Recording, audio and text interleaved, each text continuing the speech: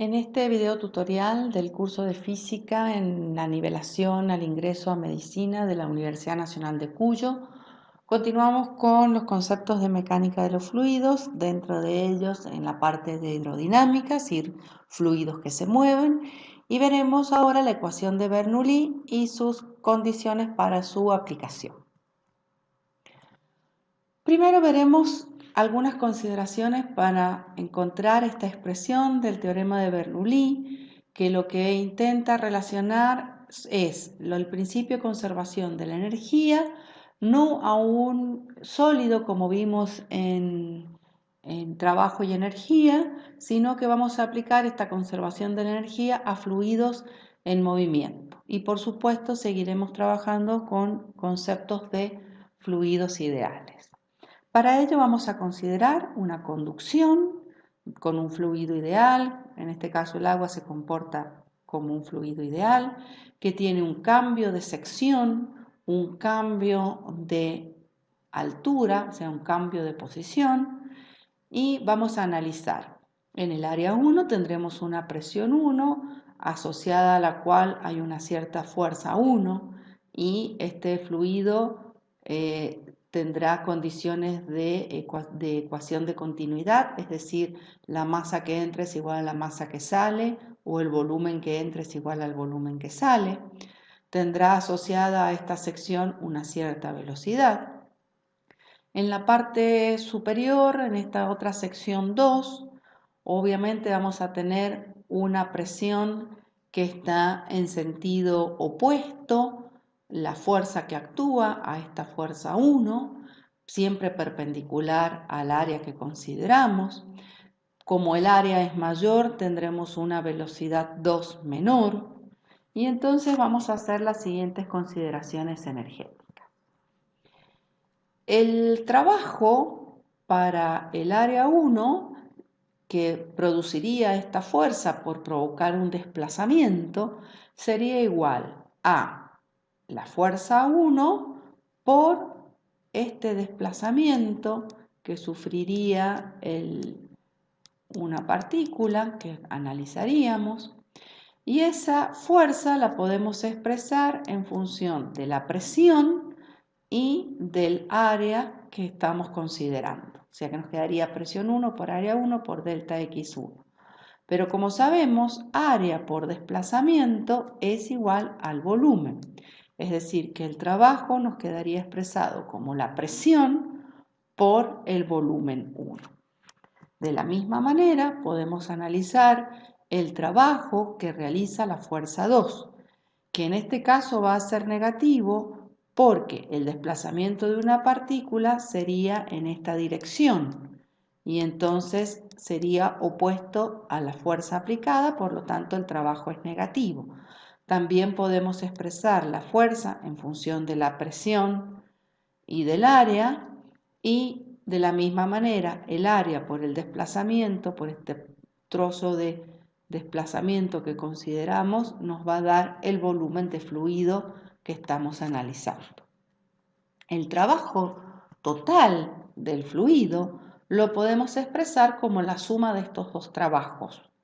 Y entonces nos quedaría que es la presión por el volumen 1 menos la presión 2 por el volumen 2. Este trabajo se emplea para cambiar la energía cinética del fluido, porque cambia su velocidad, y también se emplea en cambiar la energía potencial, porque está pasando de una posición H1 a una posición H2. Es decir, que el trabajo del fluido lo podemos expresar como la suma de la variación de la energía cinética más la variación de la energía potencial. Si reemplazamos trabajo del fluido por la expresión que encontramos recién y recordamos que la variación de energía cinética es energía cinética final, es decir, un medio de la masa por la velocidad 2 al cuadrado, menos la energía cinética inicial, un medio de la masa por la velocidad 1, más la variación de la energía potencial, masa por gravedad, aceleración de la gravedad por la altura 2, final sería esto, menos masa por G por H1, y lo que podemos hacer es dividir por el volumen. Si todo lo dividimos por el volumen, estos volúmenes desaparecen. Masa sobre volumen es densidad. Masa sobre volumen es densidad, o sea que nos estaría quedando en función de la densidad del fluido. Reordenamos, es decir, lo que vamos a hacer es poner todo lo que tenga subíndice 1 de un lado de la ecuación y todo lo que tenga subíndice 2 del otro lado de la ecuación. Nos quedaría esta expresión.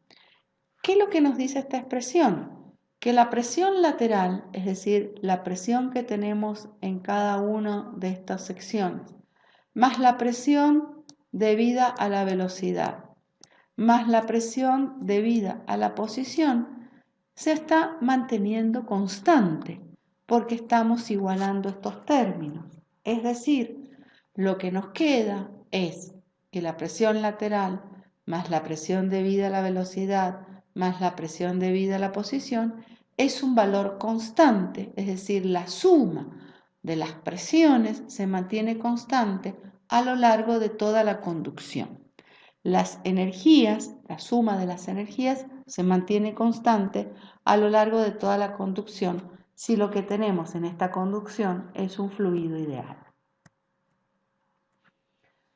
Debemos aclarar que le vamos a poner nombres específicos y hay que tener cuidado porque la bibliografía a veces suele cambiarla. Le vamos a llamar presión lateral a esta presión que consideramos en el primer término de esta ecuación.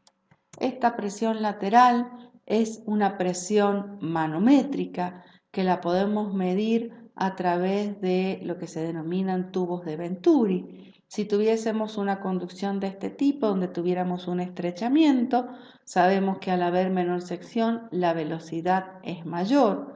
Si consideramos una conducción horizontal, este término se mantendría constante y entonces solamente vamos a analizar estos otros dos. Si este término, como la velocidad aumenta, este término aumenta. Entonces, para que este valor se mantenga constante, evidentemente este valor de la presión lateral tiene que ser menor. Esta presión lateral se puede medir en estos tubos que ponemos perpendiculares a las paredes. Lo que estaría midiéndome sería una presión manométrica a través de la altura que me daría el tubo. Y entonces esta diferencia de altura que me marcaría en estos dos tubitos me estaría dando la diferencia de presiones que hay laterales entre este sector A1 y este sector A2. Si pusiéramos, en vez de tubitos, pusiéramos manómetros, nos estarían dando diferente, esta presión sería mayor a esta otra, debido a que acá en este estrechamiento tengo una velocidad mayor. La otra forma de medirlos es conectando estos dos tubos y colocando un líquido manométrico no miscible. Como acá tengo una presión mayor, tendré una posición del líquido más abajo que en esta donde tengo una presión menor y entonces esta diferencia de altura me estaría midiendo la diferencia de presión manométrica entre estos dos sectores del tubo. Una aplicación de ello es la máscara de Venturi que se usa normalmente cuando se le agrega o se le coloca oxígeno a un paciente. Le vamos a llamar presión hidrodinámica a la suma de la presión lateral más el término correspondiente a la presión debido a la velocidad. Y esto lo podemos observar a través de lo que se llama tubo de Pitot. Este tubito perpendicular que tenemos acá nos estaría midiendo esta presión lateral como dijimos recién. Ahora, si yo coloco un tubo que tenga una boquilla que se enfrente a la conducción al fluido, al flujo del fluido, vamos a ver que en este tubito vamos a tener una altura mayor. ¿Por qué? Porque en este tubo, además de medir la presión lateral que viene dada por esta parte, estaríamos midiendo esta diferencia de altura, me estaría dando la presión debida a la velocidad. Entonces un tubo de este tipo, que se denominan tubos de Pitot, lo que hacen es medir la presión también debida a la velocidad. Estos tubos de Pitot son los que se usan en los aviones, que se colocan en las alas y a través de una escala especial lo que hacen es medir justamente la velocidad que lleva el avión. Veamos algunas aplicaciones al teorema de Bernoulli.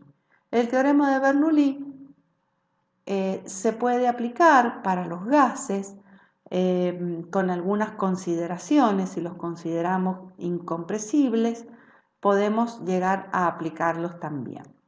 Y esto nos explicaría por qué un avión puede volar. Si vemos el perfil del ala de un avión que tiene esta forma, vemos que tenemos una circulación de fluidos, supongamos que tenemos un flujo laminar, y entonces aquí abajo vamos a tener una baja velocidad. Si tenemos baja velocidad, tenemos alta presión. Y acá tendríamos una alta velocidad porque las líneas están más cerraditas, tendríamos una baja de presión. Si tenemos esta diferencia de presión, tendríamos por lo tanto una diferencia de fuerzas con una fuerza resultante hacia arriba que haría que esto le provocara una sustentación al avión. La diferencia de presión entre la parte inferior y superior me provoca una fuerza ascendente dinámica que le provoca que el avión pueda volar. Si observáramos los alerones de los autos de Fórmula 1, tienen una forma invertida a la del ala del avión, porque lo que haría sería tener una fuerza hacia abajo para pegar el auto al suelo y que no vuele cuando va muy rápido. Otra aplicación serían los vaporizadores o los perfumeros o los rociadores de pintura. Tienen una perita o un globito que yo le puedo apretar y entonces lo que hace es circular un fluido por este estrechamiento de la boquilla. Como yo acá voy a tener una mayor velocidad, voy a tener una presión menor y entonces este tubito que está conectado a esta contenedor de fluido, si yo tengo acá una presión 1 que es menor a la presión que yo tengo aquí de adentro, lo que hace es equilibrarse las presiones, entonces el fluido sube y sale por la boquilla, que es un estrechamiento que hará que salga con mayor velocidad. Otra aplicación del teorema de Bernoulli es la explicación de por qué una pelota que gira hace un movimiento curvo. Si la pelota va girando en sentido de las agujas del reloj y la velocidad en la parte superior de la pelota es hacia la derecha y la velocidad del aire es hacia la izquierda, tendremos una diferencia de velocidad. Acá tendremos una velocidad hacia allá, distinta, menor a esta velocidad que va a ser mayor. Si yo tengo más velocidad aquí que en la parte superior, tendré una presión baja y acá tendré una presión alta. Y entonces la pelota lo que hace es curvarse. Lo mismo que en el caso de los nadadores, también se estudia la forma y la superficie en que penetra la mano en el agua para provocar una menor velocidad y por lo tanto una mayor presión debajo de la mano, y lo que provocaría sería una fuerza hacia arriba que nos ayudaría a poder nadar. Como vemos, en medicina tenemos muchísimas aplicaciones de fluidos. Una sonda nasogástrica, un tubo enterotraqueal, el respirador, la toma de presión sanguínea o, si vemos, los vectores de velocidad en el callado aórtico en algunos estudios médicos vemos que el concepto de fluido, de velocidad, de presión están presentes en forma permanente.